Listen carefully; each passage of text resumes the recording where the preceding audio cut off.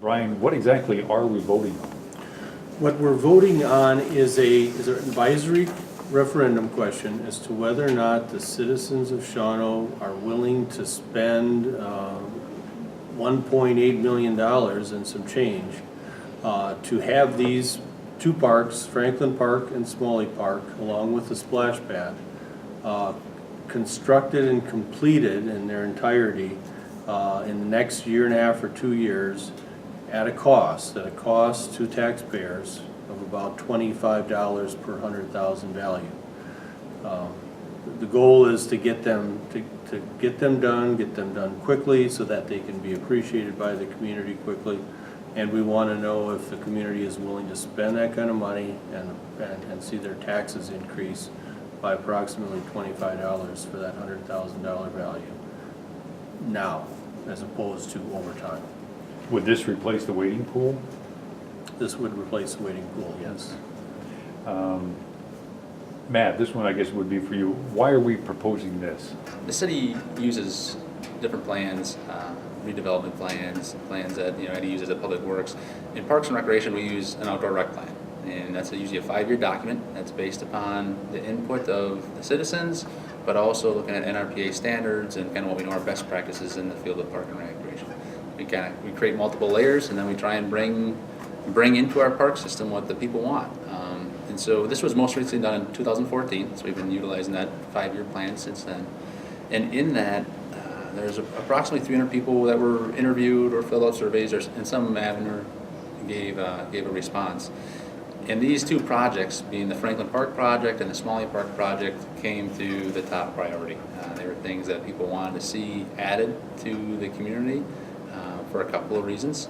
Franklin Park is a very unique situation in the fact that it's only a half a block or a block off of our downtown. Many times when you're developing parks, it's on the fringes of the community. It's as a part of a new subdivision, or it's kind of out in the cornfield that will soon become the neighborhood.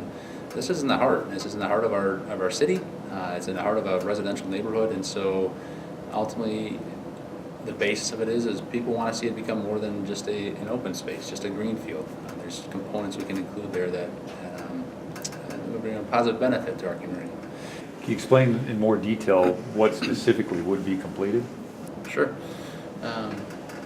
So three, as we've been talking, three very separate projects.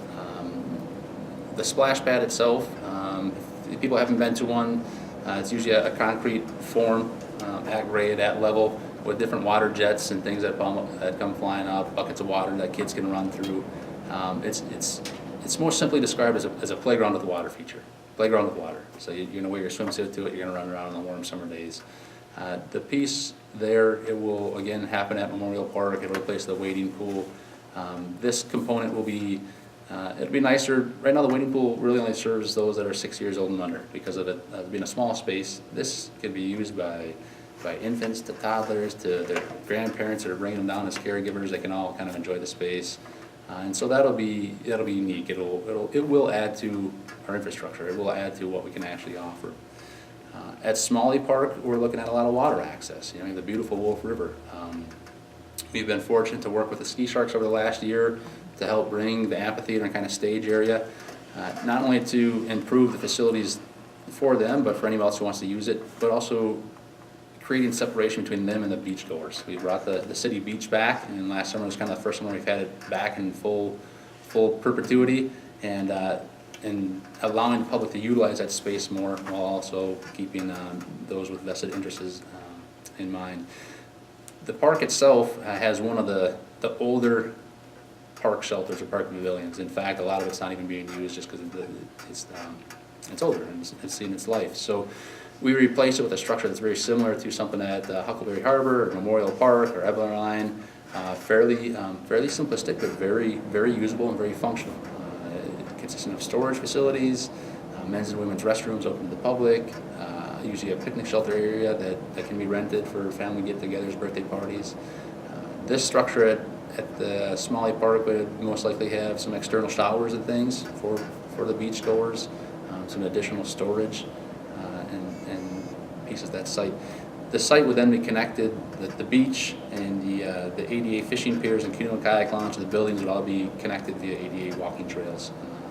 One of the challenges of that site is it's fairly steep coming from the top, but now that we have access up to the 3rd Street, we have some real gentle avenues, so those with any sort of physical impairment can still get out there and can still enjoy the water, whether that's sitting on a bench watching the ski shark show or whether that's taking a dip in the river. At Franklin Park, we're trying to fill unique niches. Brian had shared that we have a lot of very strong Everline, Memorial, Marksky Park, very sports-orientated athletic complexes, which are very nice and bring people in as well. The niches we're filling here are maybe slightly different.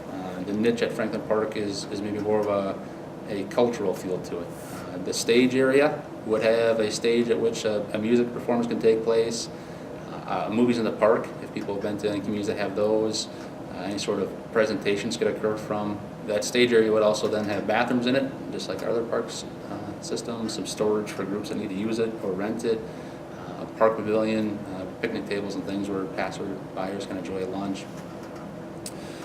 The other components of the park include an at-grade water fountain, which would be at the north end of the park. Much of the feedback was we're the city on the wolf, how we bring a water feature to our park system, and so that's something that would be enjoyed by someone sitting on a bench or seeing birds fly through, or even a child running through the water on a hot summer day. It does allow for some space at the south end of the park for a playground, although that is not in this particular plan. The commission and council and staff all feel that we've been addressing our playgrounds very aggressively through other means, so we'd prefer to kind of reinvest those resources into something that we don't have at this point in time.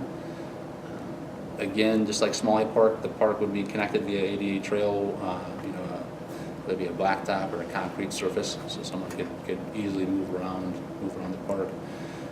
One of the main components, or what brings all this together, is really the infrastructure, and that's the infrastructure, whether it be water, sewer, electrical, and buildings, to be able to host community events, to be able to have a site where a nonprofit could come in and have a large event that brings 300, 400, 500, 1,000, 2,000 people to our community.